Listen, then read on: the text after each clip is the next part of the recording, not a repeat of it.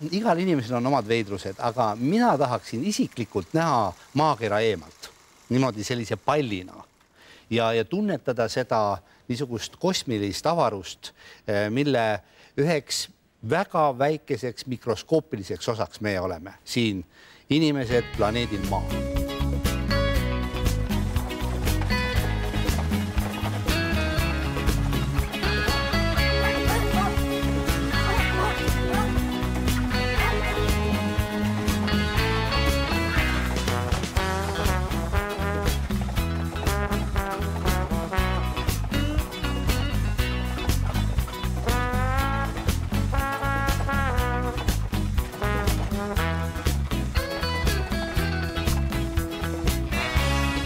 Mind on alati erilise jõuga ligi tõmmanud kaks puud, mänd ja tamm. Tamm võib olla sellepärast, et puu, millega ma lapsepõlves kõige rohkem kokku puutusin, kasvab tänaseni vanavanaisa Andrese ja vanaisa Joosepi rajatud taluõuel. Oma elu teise kodumetsa avastasin siis, kui hakati rajama Lahemaa rahvusparki. Lääne-Virumaal Pedassaare küla ilusas lahekäärus kasvab puu, mille vanuseks 1999. aastal määrati 460 aastat. On sobiv meenutada, et rahvuspargi rajamisel oli tol ajal 1970. aastate algul sügav mõte. Mind köitis rahvuspargi loomise idee ja hakkasin tegema ettevalmistusi pikema artikli kirjutamiseks. Ostsin 30 rubla eest 20. sajandi 30. aastatel Peterburis toodetud vedruvankri. Hobuse kauplesin ühelt Vihulakandi tallimehelt ja algaski vankrimatk Lahemaa metsaküladesse.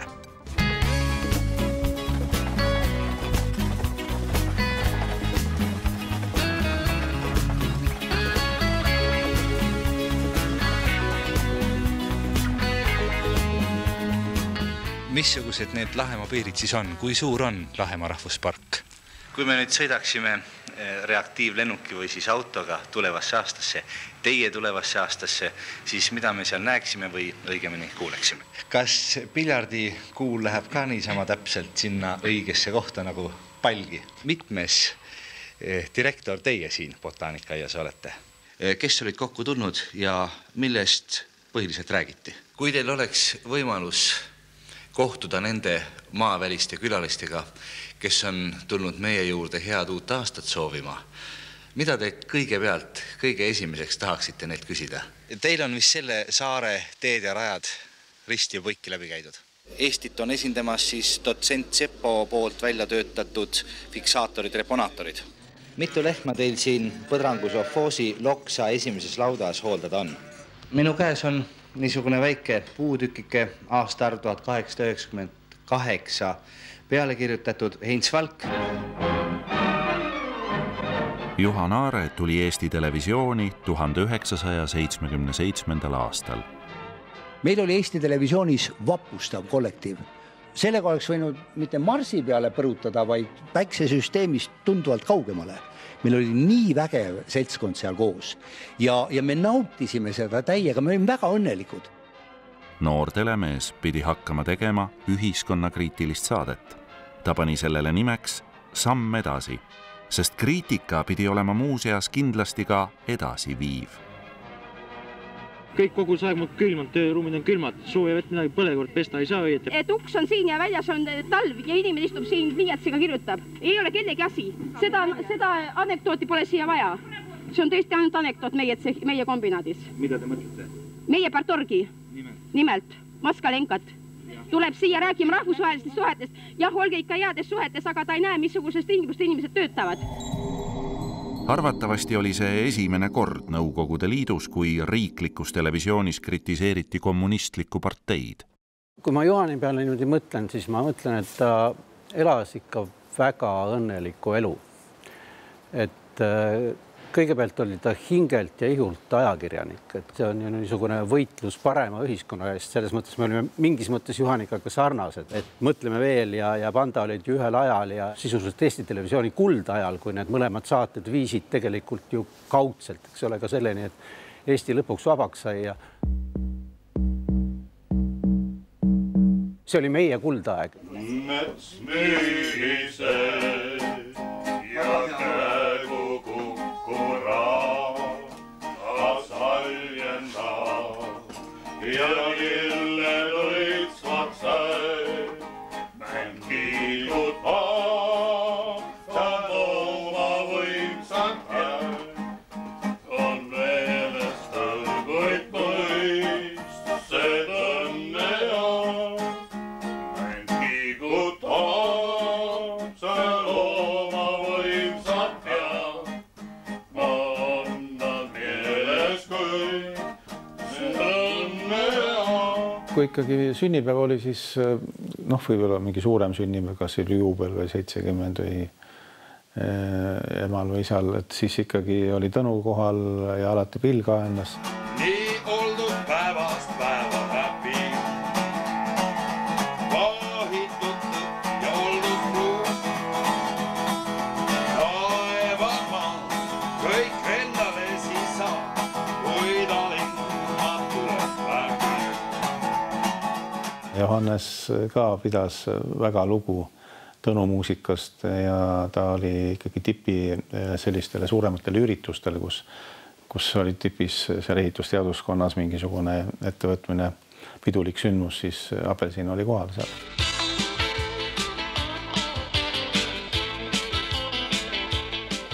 Oma isa Johannese teod on Juhan raiunud raamatusse. Insener Aare sai tuntuks postkraanade projekteerijana. Aga ilma temata poleks Mustamäe suusasilda ega ka kuulsat Tallinna laululava kaart, sest saladuse, kuidas terasest kaar püsti püsib, avastas professor Johannes Aare. Ema Priskillast sai näitleja Tallinna Töölisteatris Priit Põldroosi juures. Tema valvsa silma all kasvas tuntuks ka ansambel Apelsin. Selles toas me ansambel tegi juba jätkuvalt proovi 70-ndatel ja ema ikka hoolitses, et postil on hea olla, ka võileivad ja värske kohv ja mäletan, noorem vend Mart ütles, et hästi, et poole minu noorusest oled sa ära rikkunud. Kuna see tähendab selles mõttes, et ta ei saanud rahulikult siin olla, tegime proovi, harjutasime, eks ma titlit tinistasin ja naljaga muidugi ütles, aga see on hea nali.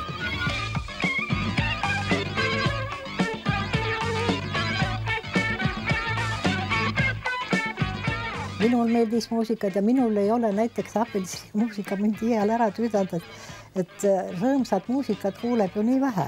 Isa ja ema pidasid sellest loomingulisest poolest väga lugu ja lasid sellega areneda. Kasvatamise printsiip oli väga lihtne. Ja see seisnes selles, et me pidime midagi tegema. Aga mida me tegime, see oli nagu meie valida. Kas sa ratsutasid või mängisid hokki või tegid midagi muud, aga pidid olema kogu aeg rakkes. Ja samas minule meeldis see väga, et minult tõesti ei nõutud, et ma pean kogu aeg 4-5 õppima. Sageli jõudsin koju, ranits lendas nurka, ise ratsa maneesi ja seal suur osa sellest vabast ajast läks.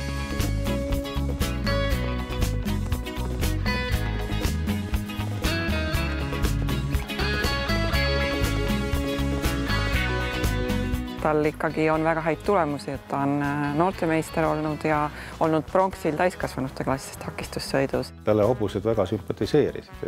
Ütleme, tema tulevikus selline looduslähedane eluviis ja üldse suhtumine loodusesse ja nendesse elukatesse, kes seal siis elavad, oli väga niimoodi sümpaatne ja huvitav, et ta nagu oskas sellest rääkida. Johan, kes siis oli meil 5 aastat äkki Ratsaliidu presidendiks, ta oli nii hea huumorisoonega, temaga oli väga lihtne suhelda ja ta tegelikult mõtles alati kaasa, kui oli mingi probleem, sest aastad olid rasked.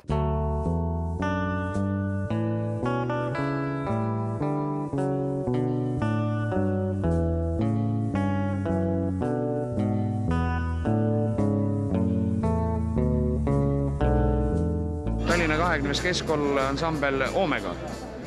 Omega ja Omega trummid. Sa oled ju muusikute suguvõsast. Teie suguvõsa on kuulsaks laulnud su noorem vend. No tänu minule ta üldse mängima hakkas. Kui mina poleks trumme kätte võtnud, pilli mängima hakanud, võib-olla tema polekski kitarri peale üle läinud. Kitarga sisse toob rohkem kui kõva pauguga trumm. 64. aastal meie panime 20. keskkoolis ansambli kokku ja mina mängisin seal, ma arvan, et 3 aastat vähemalt. Tal ikka oli see rütmitaju, öeldakse niimoodi, et löökriisa meel, tal peab nagu see mingisugune rütmitaju sees olema. Ju tal ikka oli. Tead, et meeldid mulle ammu, su juures tahan olla ma. Tal oli alati, nagu öeldakse, suu kõrvuni, selline naeru nägu ja kogu aeg ta kõrvale siis vaatas, samas käed käisid, eks ole. No, mul on nagu meelde jäänud, et talle iseloomulikult liigutused siuksed. Me olime juba ettevõtjad tol ajal, 30 rubla saime õhtu pealt. Ema mulle riideid enam ei pidanud ostma. Mul olid alati korralikud nii-öelda simmikingad, nailon särk tol ajal, nailon sokid, kõik oma raha eest. Me kõik ostime oma raha eest. Kõik pidi olema ikka niisugusel tasemel, et lavalt paistaks väga niisugune efektne, ligitõmbav, et järgmine kord jälle kuskile mängima kutsutakse.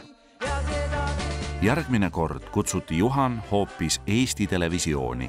Seekord aga juba 3 venna triona ja Juhangi näitas oma lauluoskust. Aga see oli 35 aastat hiljem. Vennad Juhan, Tõnu ja Mart Taare. Jaanilöö, imede löö, palle täid liivuks näed, sa soov, või täide nüüd kindlasti lähed. Jaani lugu sündis sellepärast, et esiteks oli väga kihvt lugu Tõnul, Jaani öö, aga selle idee peale tuli üldse Juhan. Et poisid võtame kokku ja teeme selle laulu ära. Kolmekesi saime selle asjaga seal, nii hästi kui halvasti, igaüks saab seda ise hinnata, aga nii ta tuli välja lõpuks. Jaanilöö, imede öö, hell on hind, lahke meel, tulege, on meid jaaniöö sidumas veel. Tõstsin näo septembrikuise taevalaotuse poole ja jahmusin. Minu pea kohal ei laiunud tavapärane taevakaar. Õhtu hämaruses oli selgelt näha kellegi näo ja juuste kontuurid. Vähe sellest, näo ja juuste piirjooned muutusid alatasa. Iga hetkega sai see nägu mulle üha tuttavamaks. Kui me kohtusime muinastuled ööl Vainupe rannas, mis oli nii üliromantiline, siis ei osanud keegi seda arvata ega ette näha, mis sellele kõik järgneb. Selle, mis järgnes, panin kirja raamatusse Kuldaeg. See oli meie kuldaeg. Olin Pedassaare mändidega aastate jooksul igasugustest asjadest rääkinud. Olin palju kordi nendega nõu pidanud. Neile kõikvõimalikke küsimusi esitanud ja saladusi usaldanud. Tol sügisõhtul oleksin tahtnud teada saada, mida see taevane etendus peaks tähendama. Ja niimoodi, pea kuklas seistes ja puude hingedega suheldes, sain ka vastuse. Teid on kokku viinud kosmilised jõud, kes toimetavad kõikjal universumis. Ära arva, et sa sattusid põlisesse rannakülla juhuslikult. Sind toodi siia selleks, et oma elu ülesannet, oma inimliku olemise mõtet paremini mõistma hakkaksid. Nii rääkis Eesti vanim rannamänd. No Juhan oli oma olemuselt selline elufilosoof. Minu meelest ta kirjutas selle stsenaariumi, sellise elustsenaariumi endale, mida ta soovis. Siis oligi, me saime kokku, siis me saime ühel hetkel, sattusime Viitne kõrtsi ja me läksime tantsima ja võt siis toimus see energeetiline kokkusaamine. Siis oli selline, et me mõlemad nagu tundsime, et me oleme nagu ühes energias. Et siis toimus see, et siis hakkasin mina mõtlema, mis toimub ja samamoodi Juhan. Ja sellel samal päeval, aasta pärast seda, me abiellusime Itaalias. Olime soovinud, et rituaal ei toimuks kohas, kus tuisatakse läbi paari panemiseks ette nähtud tubade.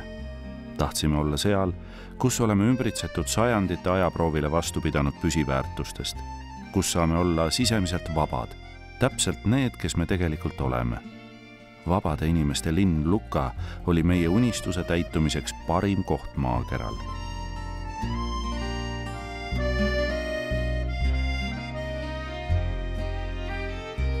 See, mida meile Luka linnavalitsuse pidulikult tseremoonial räägiti, väärib omaette tähelepanu. Lisaks tavalistele paaripanemise lausetele kuulutati meie ühise kooselu alguse tähistamiseks. Teie ülesandeks on jälgida tähelepanelikult oma laste arengut ja püüda kindlaks teha, milleks on neil kõige paremad eeldused. Andke endast parim, et need eeldused realiseeruksid. Meie silmis oli see aegumatu väärtusega mõttearendus, perefilosoofia, millest osa saamiseks olimegi Itaaliasse tulnud.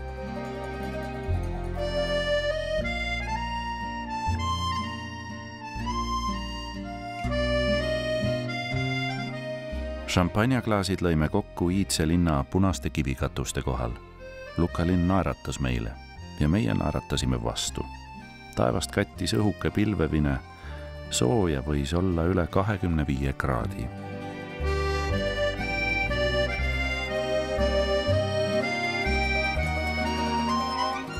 See foto Gregorist ja minust tehti pulmapäeva hommikul. Ma ei ole tema bioloogiline isa, kuid mulle läks sügavale südamesse hetk, mil ta hakkas mind oma isaks pidama. Aastaid hiljem tuli teda kellelegi tutvustada. Kasutasin enda kohta sõna kasuisa. Gregor kuulis seda ja ütles hiljem: ära ütle kasuisa, sa oled minu isa. Colle Verde veinimõis Toskaana viinamarja väljade keskel. Siin sai meie väike pulmaseltskond osa mõisahärra Piero pakutud unustamatust pulmaõhtusöögist.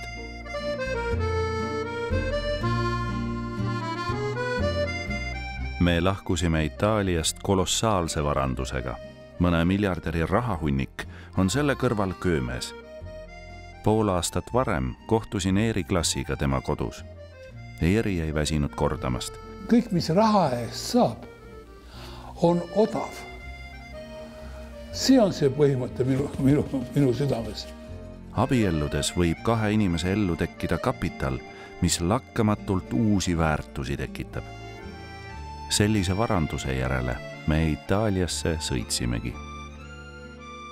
Igalt leheküljelt nagu õhkub seda suurt suhet, suurt armastust Anu ja Juhani vahel, mida siis nad jagavad oma lastega. Kõik läks nii kiires tempos ja siis andis teada meile Georg, et tema on tulemas. Esimestel sekunditel olid Georgi silmad suletud. Seejärel avas ta ühe silma ja vaatas nagu minust läbi. Side minu, Georgi ja kõiksuse vahel oli loodud. See kõik nagu nii voogas ja muidugi Juhan oli eluaeg tahtnud väga-väga endale last ja ta oli minu lastega ülimalt tähelepanelik isa ja ta neid hoidis ja ta kasvas koos kõik nendega. 2 last oli Anul, kui nad abiellusid, aga nendest kasvas välja suur perekond. Ma isegi raamatu tahakaanele kirjutasin, et see raamat oleks võinud kanda ka teist nime vabalt, suur perekond. Aga suur perekond ei sünni nii lihtsalt, et lihtsalt on meil rohkem lapsi ja ongi suur perekond. Suur perekond on siis suur, kui on perekonna väärtused suured. Pärast esimesi koos oldud talvekuid olin seatud eesmärgi suurel määral saavutanud ja meid sidus tugev ühise pere tunne. Vanaema Marvi oli suureks abiks meile. Temaga arutasime maailma asju. Teda huvitas alati poliitika ja mind huvitab ka.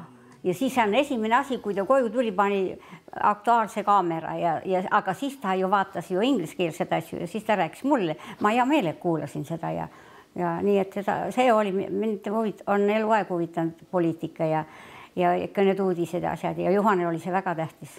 Kogu tema eelnev elu oli ettevalmistus selleks, et tal on väga äge perekond, keda ta väga armastab, keda ta väga hoolib ja kellele ta on toonud sellise vaba arenenud turvalise keskkonna Eesti ühiskonna näol, niimoodi nagu me seda täna tunneme. Georg liitis me pere täiesti kokku ja see, missugune Juhan oli oma lapsele, kuidas ta teda hoidis, iga naine unistab sellest. Ma olen iga päeva eest tänulik, mis ma sain Juhaniga koos olla. Sest see oli nagu selline unistuste abielu. Oma abikaasast rääkis ta nagu ülivõrdes. Et nii ettevõtlikku ja tubli naist tähendab, tema teisi ei teadnud. Nii et ta oli oma elus nii-öelda saanud jackpoti selles osas, et ta sellise naise endal lendis. Me mõlemad tegime oma tööd ja oma tegemisi ja oma hobisid, aga samas, kui me koos olime, siis see aeg oli nii täiuslik, et me ei kaotanud ennast ära abielus, et me ei pidanud tegema üksteise järgi midagi, et muganduma, vaid me olime isiksused, meie ise. You needed me. You needed me.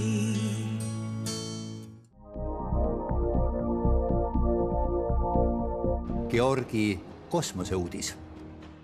Mõiste UFO võeti kasutusele aastal 1948 ühe USA ajakirjaniku poolt. Georgi tõehetk saabus pisut hiljem. Juba imikuna tutvus ta korvilauaga. Varsti ilmus maja esikusse juba suurem, aga miniatuurne korvpallilaud. Isa viis mind siis korvpallimängule, mulle väga meeldis. Siis ma ehitasin endale paberkotist rõnga ja viskasin sinna, harjutasin ja sellest saati olen käinud ka korvpallitrennis. Järgnesid väga edukad aastad Rakvere Tarvase noortemeeskonnas. Rääkisin Georgile tihti ka enda sportlaste medalitest. Juhan oli ratsutamise Eesti meistri 12-aastaselt. Soovisin ka väga Eesti meistriks saada, see oli mul motivatsioon ja sain ka täpselt 12-aastaselt Eesti meistriks. Oma eesmärkide poole on ta valmis minema kas või läbi halli kivi. Õppimine USAs on pannud Georgi mõtlema ka isa tegudele. Ta alati ütles, et proovi ära, et kõik, mida ma teen, ma ei anna mitte kunagi selles alla, kui see mulle tõesti väga oluline on ja ma tahan seda teha.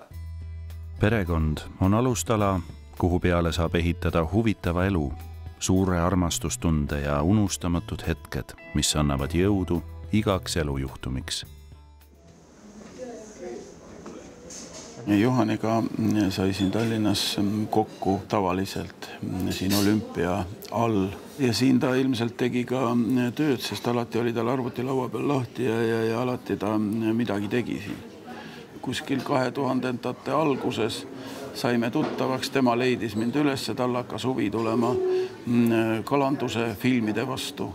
Hetkel näete ekraanil esimest Eestis aretatud kuldkala. Tema nimi on Trullink. Palju käisime ju kaatriga filmimas nii Kihnu saare kalanduse värki kui ka Ruhnus oli. Oleksime kindlasti igavamad ja vaesemad, kui meie keskel poleks mehi, kel näiteks isikupärased kalarookimise nipid koos emapiimaga selgeks saanud.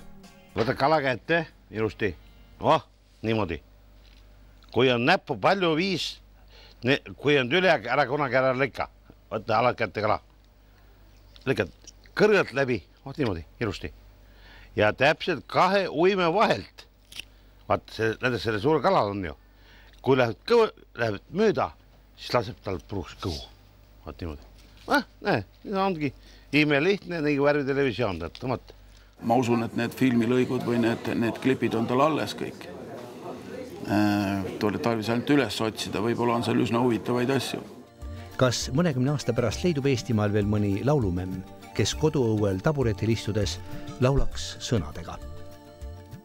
Kas tunned maad, mis Selirannast on 12 versta lõune pool ja Kihnu saare nime kannab, seal hüüab uhkelt iga huul.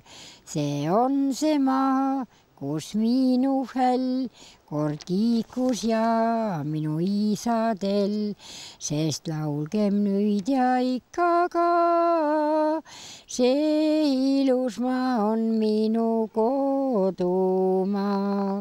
Ta oli üldjoontes üsna abivalmis mees, et kui küsisid, et kas kuidagi seda saaks, no siis ta leidis mingi lahendus ikka. Et ta ei öelnud kunagi ära ei. Me olime Sveitsist, Zürichis ja siis tal oli hirmsasti imu filmida seda, kus Lenin elas. Nii et seal on minu väike käsi ka mängus. Minu käes oli siis kaamera ja tema siis tuli ja jutustas, rääkis siis. Selle koha nimeks oli peakontor. Et see oli peakontori laud, kus me siin istusime ja kohtusime erinevate inimestega ja vestlesime kõik võimalikel teemadel. We'll introduce you to some popular cars and we'll remind you of some of the prominent persons who used to use them. Et siin on palju Nõukogude Liidu autosid. Siin on tegelikult Nõukogude Liidu autotööstuse sõiduautode poole pealt enam-vähem kõik mudelid, mis on toodetud on. Teil oli selline Volga kasutada valget värvi, seisid Toompeal seal väravuse juures. Arnold, kas tuleb tuttav tunne ette, kui sa selles autos istud praegu? Selles autos on istutud ja sõidetud siis aegadel, mis olid erakordselt pingelised, nii et meenub nendest aegadest ühed ja teised sündmused. Juhan oli üks väga erudeeritud inimene tegelikult. Temaga saigi igal teemal tegelikult vestelda ja ta suutis olla alati huvitav vestluskaaslane. Nõukogude Liit oli kindlasti reformimatu nähtus, sest ta oli valel alusel kokku pandud. Juhaniga viis mind kokku üks innovaatiline teema. Jätkame saadet Tartu Ülikooli Mikrobioloogia Instituudi mikroobitööde muuseumis. Nagu ikka Juhanit huvitasid uuenduslikud asjad ja innovatsioon. Mingisuguse üldisema uurimise käigus tuleb ette juhus, mis juhatab teed hoopis uutele radadele. Ja meid tegelikult Juhaniga viis kokku südamejuust. Eesti teadlastega arendatav uus funktsionaalne probiootiline südamejuust. Ma mäletan Juhaniga neid jutuajamisi, kus ta oli väga entusiastlik inimkonna kosmose vallutamise plaanidest. Maavälised arukad olendid ja nende juhitud ufod on meid saatnud alati läbi sajandite, läbi aastatuhandete. Ja siis ma rääkisin Juhanile, et aga Juhan, et on olemas ka sisekosmos. Et meil on bakterid meie sees ja meie ümber ja meie toidus, mis mõjutavad meilt sama palju või rohkemgi veel kui planeedid. Asja tuum on selles, et koos südamejuustuga inimese organismi sattunud bakterid Tensia hakkavad oma elutegevuse käigus tootma lämmastikuühendit, mis mõjub veresoonte silelihastele lõõgastavalt. Uuendusmeelsed asjad ja uued asjad tõmbasid Juhanit alati käima, see on minu arusaam temast. Minu kategooriates Juhan oli selline visionäär ja tihtilugu rääkisime tema visioonidest, kuidas ta kujutab ette maailma, kuidas Euroopa Liit võib nagu areneda ja ühtlasi tegi nii vaikselt silma ja andis mõista, et ka Eestil võib seal koht kunagi tulevikus olla. Juhanil oli haruldaselt hea visiooni tunnetus, et seda ei ole väga paljudel inimestel. Kuulake tähelepanelikult. See on vee voolamise vuline. Niisugune heli on üks neid väheseid asju, mis on peaaegu muutumatult püsinud aastatuhandeid. Selle vee koha pealt ta ütles niimoodi, et müües vett võib teenida palju rohkem kui seda fosforiiti kaevandades. See oli ka kadunud Juhani mure ja ka tema väide, et järgmine ülemaailmne suurem konflikt ongi puhta joogivee, mitte enam nafta pärast. Ennem kui need viimased augud lõpped, enne oli meil kaevust vesi läinud. Kui kaevud jäävad tühjaks, me ei kujuta isegi ette, mis me siis teeme, kui kaevud on äkki tühjad. Kui enam vett ei olegi, see on maailma lõpp. See on selle maa lõpp. See on selle Eestimaa lõpp.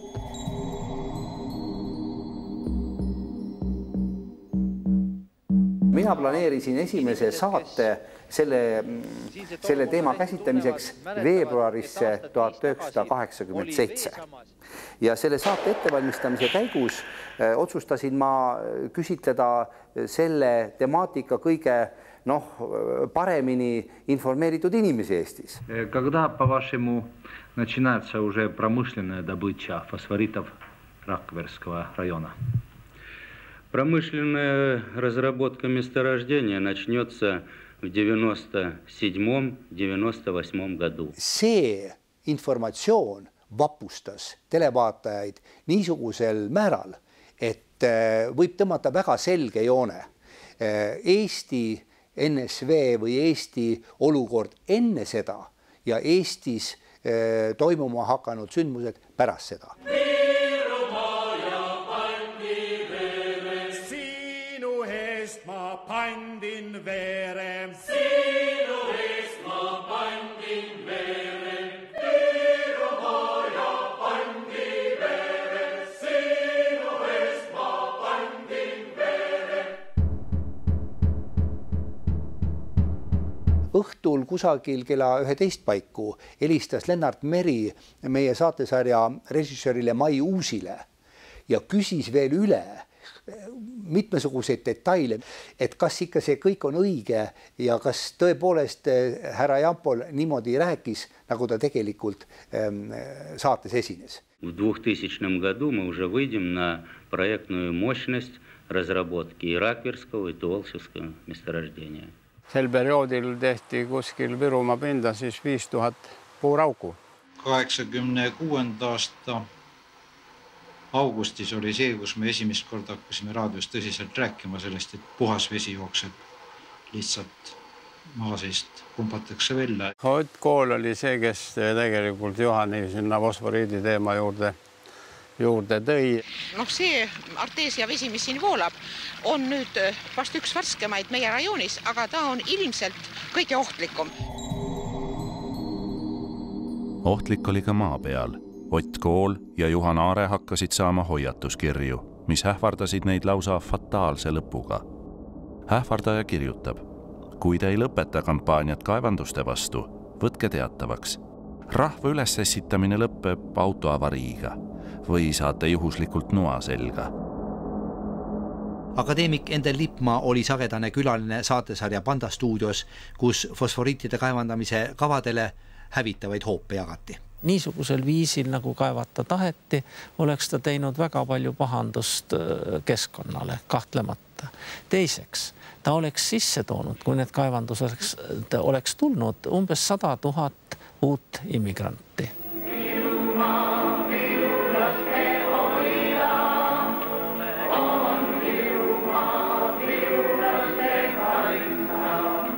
Me oleme valmis võitlema viimse hetkeni oma maa eest ja me peame saavutama seda, et siin Virumaal võiksid elada meie lapsed, meie lapselapsed. Ühesõnaga, me ei kavatse seda maad oma käest ära anda. Rahva aktiivsus on tõusnud, see nähtavasti on positiivne.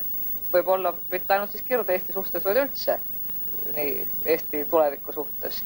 Ja see niisugune rahva oma jõutunnetus ja rahva koondumine mingisugust ühist eesmärkide ümber ja niisuguse tõesti nagu tegutsemisvalmiduse tõus. Minu meelest see on väga märkimisväärne. Rakvere rajoonil oli see elu surma küsimus. Räkavere külanõukogu esimees oli oma kodu seal ütles ja ta tahtis hakata uut maja ehitama ja tuli minu juurde küsis, kas ma hakkan ehitama või ei ole üldse mõtet sellele. Ma ütlesin, et ehita, seda ei tule. Fosforiidisõjast tõi võidu november 1987. Selleks ajaks oli Eestis tekkinud üldrahvalik vastupanu saavutanud maksimaalse energia. Eestis osutatud vastupanu ja rahvusvahelise ühisrinde survel oli Nõukogude Liidu valitsus sunnitud vastu võtma otsuse peatada fosforiiditööstuse rajamine Eestisse. Kes siis seisma pani, kas rahvas või ülemused?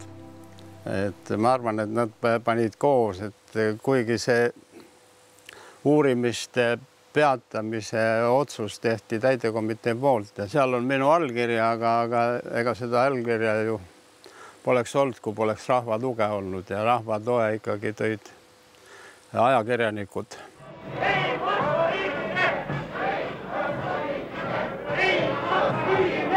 Ma ei kahtle üldse, et Juhan tunnetas kogu oma südamega seda kõike. See oli eneseteostus, see oli missiooniline võimalus teenida oma maad ja oma rahvast. Ja Juhan, ma ei kujuta ette, kes oleks suutnud Eestis tol ajal seda paremini teha. Tänu Juhanile me saime kõik vastu seista sellele, et üks võõras riik tuli hakkas uurima Eesti riigi maapõues olevat võimalikku maavara.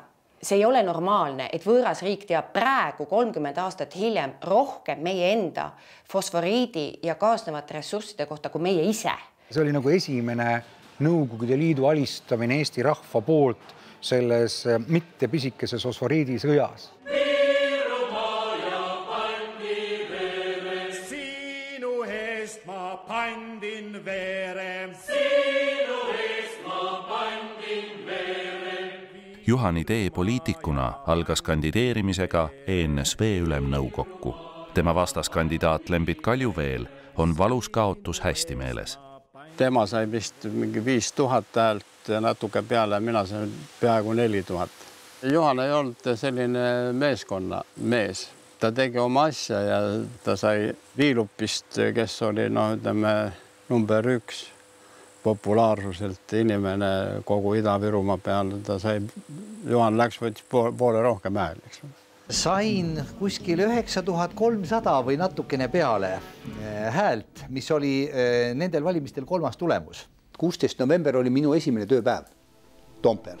Samal päeval pandi ENSV ülemnõukogus hääletusele suveräänsusdeklaratsioon, mida Juhan Aare pidas sõjajärgse Eesti kõige olulisemaks dokumendiks.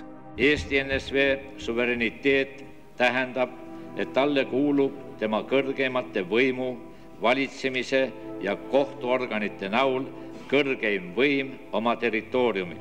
Suveräänsusdeklaratsioonis said kokku 2 asja, fosforiidisõda Juhan Aare ühelt poolt ja siis suveräänsusdeklaratsiooni autorid ja vastuvõtjad teiselt poolt. Tegelikult ma väidan, et ja ongi. Ja see oligi absoluutselt kõige tähtsam ja kõige olulisem dokument. Kõik need iseseisvusasjad ja nii edasi, need tulid juba nagu iseenesest. Aga tähendab see fakt, et Eesti ütles, et me oleme peremehed omal maal. No see oli see kõige tähtsam. Uskumatu oli sündinud. Saal aplodeeris kaua ja püsti seistes. Suveräänsusdeklaratsioonina ajalukku läinud dokumenti tutvustas Londoni The Times juba järgmisel päeval. Novembris 1988 kirjutas ajaleht korduvalt Moskva pahameelest ja Eesti aadressil kõlanud ähvardustest. Eesti liidrilt Arnold Rüütlilt nõuti Eestis vastu võetud otsuste tühistamist. Me kavandasime koos omavahelistes mõttevahetutes pikemaid perspektiivi, kuidas samm-sammult Eestimaa päästa. Ja sellepärast me võtsime käsile suveräänsuse küsimuse Eestis.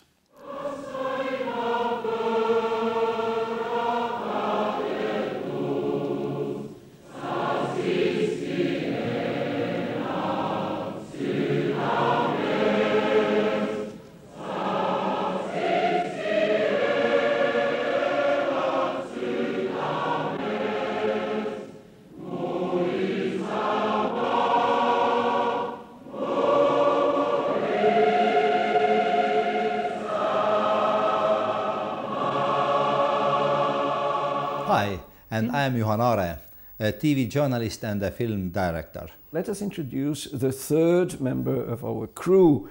It stands. Okay, here it is. Good old days Panasonic. The very same camera Juhan had on his shoulder all those days. Here it is. Me koos Toomas Lepaga valmistasime tol ajal ette filmi Eestlased Kremlis, Nõukogude Liidu lagunemise lugu ja ma olin sellest tööst väga haaratud, see mulle väga meeldis ja ma sain kasutada oma Kremlis filmitud materjale selle filmi loomisel. Kes siis olid need, kes oma ideedega panid aluse Euroopa kaardi ümberjoonistamisele? Selle ma filmisin ise kõik ülesse. Tema oli ainukene, kellel oli kaasas siis ka päris kaamera.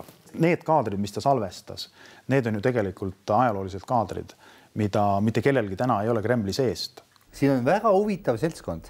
terve delegation on peal ja seda on üle 40 minuti. Millest film on? Vastus on selge. Tähendab, ongi eestlastest Kremlist, kes mida, kuidas seal tegi ja nii edasi. Eesti delegatsioon tuli Kremlisse mais 1989. Möödus kõigest paar aastat ja tohutust impeeriumist, Nõukogude Liidust oli jäänud vaid mälestus. Me ei olnud äärmuslased ega ei leidnudki selles lahendust. Meil oli selge arusaamine, et me saame teha ainult sammult. Teinekord oli hea vaadata, kuna Juhan süttis kiiresti, aga ka mõtles järgi kiiresti. Marju Lauristin ütleb, et Mihhail Sergejevitš meil tead sellest isemajandamisest siin rääkides süda lausa väriseb, et kuidas see asi ikka peale läheb siin saalis ja nii ja naa. Siis Korba ütleb selle, tead, mul tavaliselt värisevad siin käed hoopis tead. Мы, конечно, ехали сюда, как бы с дрожью в сердце. То есть мы немного боялись, что мы окажемся... У меня обычно, если дрожат käes. Eestlaste ideed ja Balti saadikute koostöö Venemaa demokraatidega muutsid võimalikuks peaaegu võimatu. Hiiglasliku tuumariigi, kommunistliku impeeriumi, rahumeelse lagunemise. Lõpukaadritega polnud rahul filmi Eestlased Kremlis üks suurematest toetajatest Jüri Kraft. Film oli igatahes kena ja kajastas sündmusi õigesti, aga üks viga oli, et vaat seal Stalin, Molotov, Siberia, kõik läksid taevasse. Nad oleks pidanud põrgusse minema, aga mitte taevasse. Taeva ja põrgu vahekorrad on Juhanit alati paelunud. Uut informatsiooni andsid kohtumised Roomas paavst Johannes Paulus II pärandiga Vatikani telestuudios.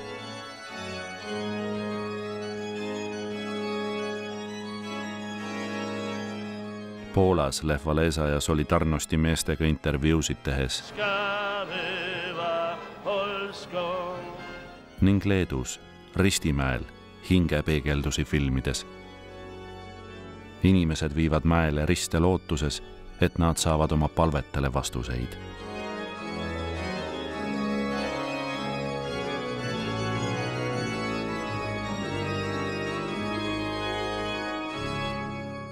Tegelikult oli ka väga hea dramaturg ja stsenarist, mida on dokfilmi puhul suhteliselt raske olla. Dokumentaalfilmi stsenaariumid on maru raske kirjutada.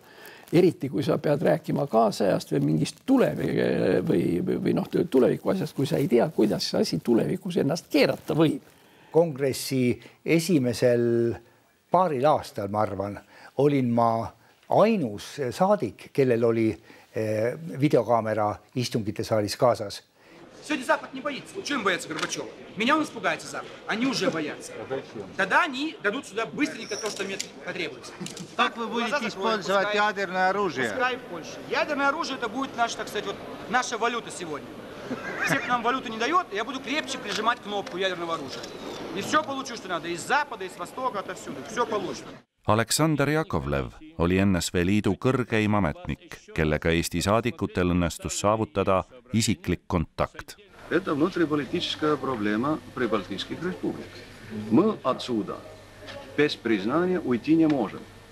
Это надо довести, так сказать, на верхах. Давайте идите к Горбачеву вот с этими уже проектами. Хорошо. Окей. Вы нас поможете?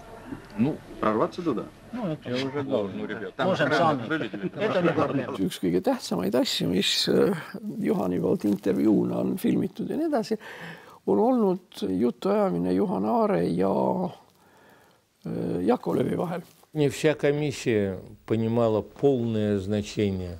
Istungil osalenud saadikute enamus hääletas Molotovi-Ribbentropi pakti salaprotokollide õigustühiseks kuulutamise poolt. Мне-то это было понятно, что за этим, конечно, неизбежно последует независимость от прибалтийских государств.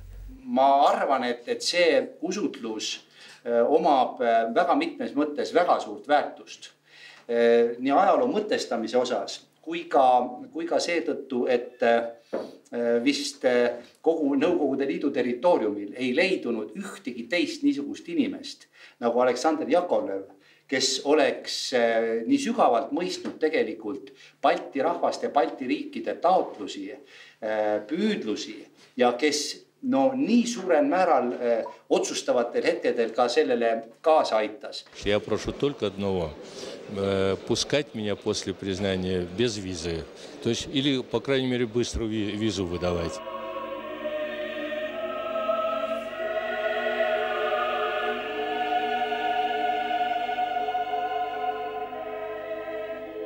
Mulle on jäänud meelde üks niisugune huvitav episood mai lõpust 1989, kui me olime juba kõik täieõiguslikud saadikud ja selgus ühel ilusal päeval, et Edgar Savisaarel on sünnipäev. Me laulsime seal niisuguseid ilusaid isamaalisi laule ja mis siin pattu salata, konjakiklaasid käisid ka ringi ja oli meil päris lõbus olemine.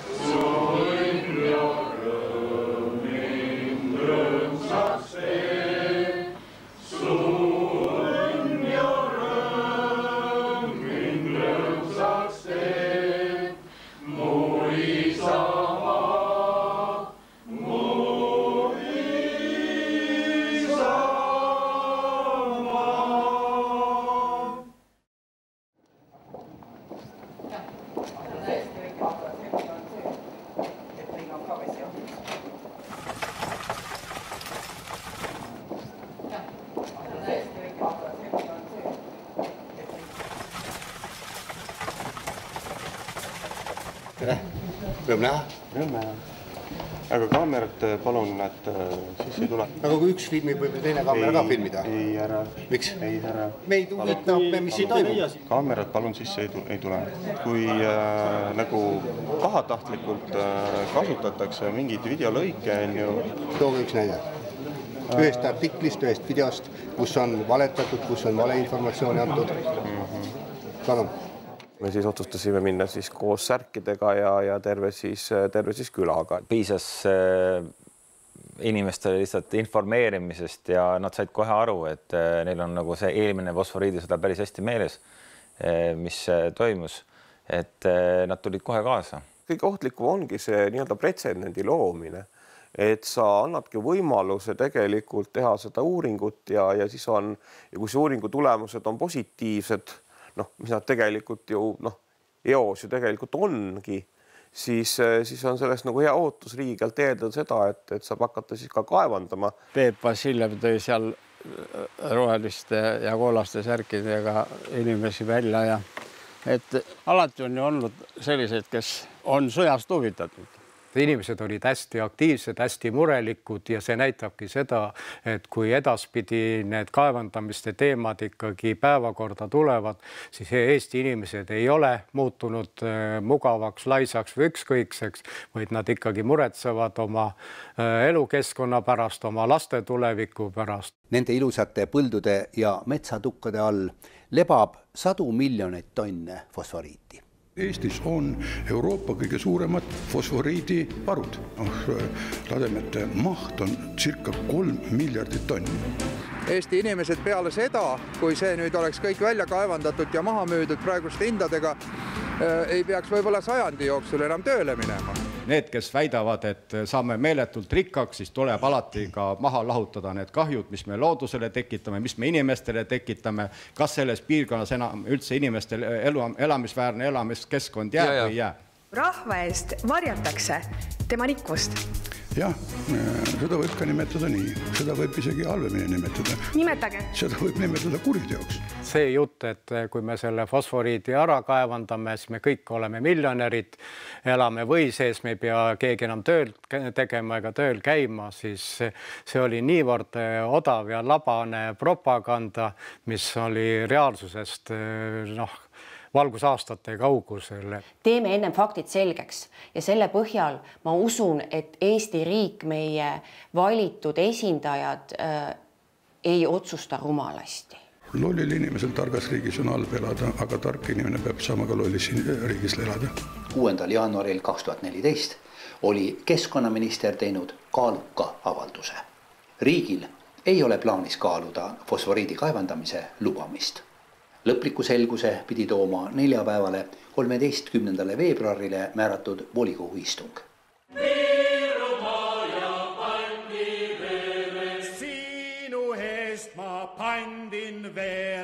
Volikogu esimees, et volikogu istungist osa võtta. Kuulan nüüd lõpuni, et volikogu istung tähendab, rahvast saaks osa võtta volikogu istungist. Ma väga kaputan volikogu liikmete südametunnistusele, et täna teie otsusest ei sõltu ainult Rägavere valla, teie endi kodude saatus, sellest sõltub väga suure osa Eestimaa tulevik. Tehke mõistlikud otsused ära ja siis te julgete ka edaspidi rahvale otsa vaadata. Ja komisjoni seisukoht on järgmine, mitte alustada läbirääkimisi Viru Keemia Grupp aktsiaseltsiga fosforiidi üldgeoloogilise uurimistöö hea tahte lepingu sõlmimiseks. 9 poolt, vastu, erapooletuid ei ole. Juhan Aare oli alati see kuum pool, et ta kunagi võttis kõik asju südamega ja tegelikult ka see, et ta tuli kaasa ja kõikidel nendel üritustel, mis siin korraldatud said, aga tegelikult osales oma kaamera ja oma abiga.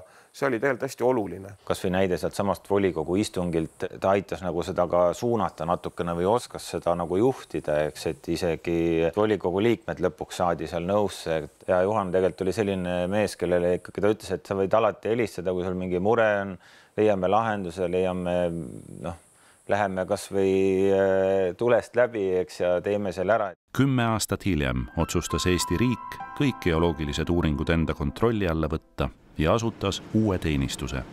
Eesti geoloogiateenistuse ülesanne on muu hulgas läbi viia praegu kasutamata maapõueressursside uuringud. Meist kohe paremal on Uljaste järv ja hetkel meie uuringute eesmärk ongi kindlaks teha, kuidas järve tase suhtleb ümbruskonna siis põhjavete ja pinnavetega. Uued puuraugud tõid fosforiidi juurde loomulikult ka Juhan Aare. Ta tuli jäädvustama Eesti geoloogiateenistuse ja meie ülikoolide teadlaste infopäeva. Ja minule tehti ülesanne, et mine räägi Juhaniga. Palume äkki Juhanit Eesti geoloogiateenistusele kroonikuks. Mina tunnistan, et minul oli väike värin sees, sest ma ei olnud kindel, kuidas Juhan sellesse suhtub, et nüüd hakatakse jälle fosforiidi peale vaatama ja Juhan lubas hakata meie kroonikuks ja ta lubas tulla appi, et teha maapõue uuringute seriaal. Nii sündiski teaduspõhine telesari maavaradest ja puurimistehnikatest. Muidugi ei unustanud Juhan ka oma lemmiktemaatikat põhjavee kaitset. Kevadel ja suvel 2020 oli kohaliku rahva seas levinud arvamus, et nii uuringud kui ka kaevandamine võivad põhjustada järve tühjaks voolamise, kuna Uljaste järv koos seda ümbritseva oosiga asuvad muust maastikust mitu meetrit kõrgemal. Muretseb ka endine fosforiidisõja veteran Ülo Niisuke. Kas on ikkagi sellest suurest võitlusest, mida siin mitukümmend aastat oleme pidanud, eks noorem põlvkond näeb. Ja üks lihtne inimene küsis, aga miks te selle vastu olete, Eesti saaks rikkaks? Aga kas Eesti loodus alles jääb? See on küsimus. Elu oli väga-väga julm. Ta katkestas ühe väga entusiastliku krooniku elu just siis, kui ta oli tohutut tegutsemistahet täis. Me tahtsime fosforiidi ajaloofilmi teha ja ma väidan siiamaani, et tegelikult mitte keegi enam ei oska teha sellist fosforiidi ajaloofilmi nagu Juhan. Juhani portfoolios on 10 dokumentaalfilme ja 100 telesaateid, nende seas üle 30 saate Eesti metsast. Me tegime Juhaniga 2009 väga-väga toredat metsa teemalist saadet Tule metsa. Oleme Valgamaal, läheme vaatama Ants Käisi majandatud metsi. Mul tuleb meelde selle saate tegemisega niisugune moment. Mina olin hommikupoole salvestatud materjalid üle vaadanud ja näinud ühte väga ägedat plaani, vana puukänd, mille küljes kasvasid seened ja lilleke üks ainukene oli veel seal kännu varjus. Ma ütlen Juhanile, et Juhan, meil on nii fantastiline plaan olemas. Juhan rääk, mis plaani sa tahad sinna panna? Ma ütlesin, ma tahaks ühte kännu plaani panna, kus on lilleke ja seened ja kõik. Juhan ütles, moment, istus maha, kirjutas teksti ümber. Tekst sobis nagu rusikas silmaauku. Tema viimaseks tööks jäi telesari Eesti metsa kaitseks. Looduse ja kultuuriväärtust omavate metsade kaitsel oleme olnud täiesti õigel teel. Euroopa Komisjon nõuab metsade hävitamise lõpetamist Eestis.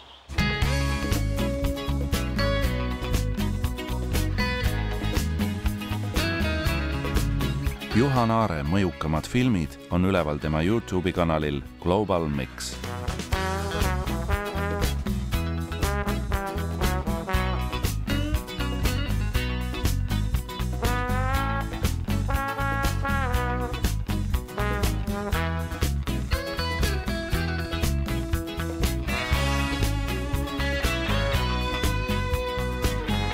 Vaatajarekordi pretsedenditu 1,6 miljonit vaatamist on püstitanud dokumentaalfilm Eestlased Kremlis.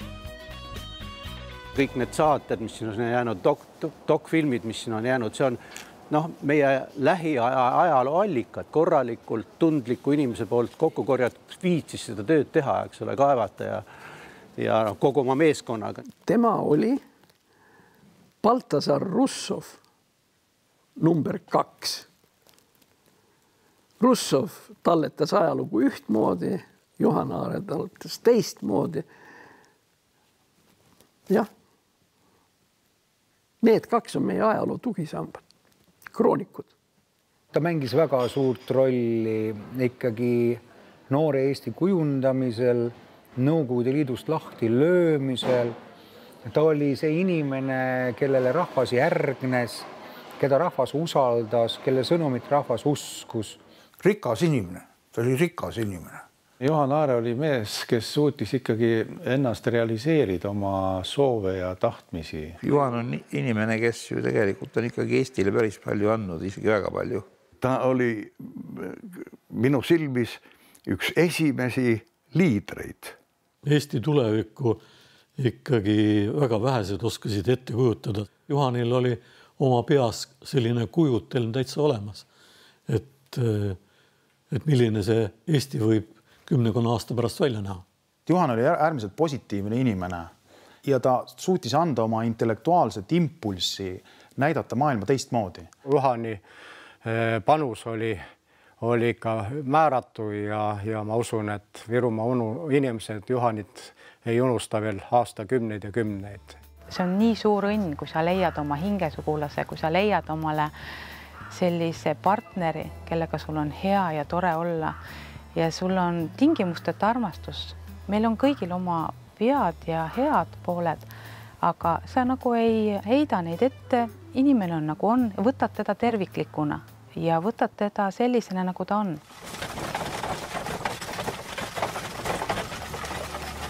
Mis saab edasi? Kui teaks, ei ütleks. Norralastel on põhimõte. Räägi oma kavatsustest ja eesmärkidest mineviku vormis. Seetõttu jätame ennustamise. Oleks tõepoolest suurepärane, kui igaüks, vaadates tagasi oma elule, võiks öelda, see oli minu kuldaeg.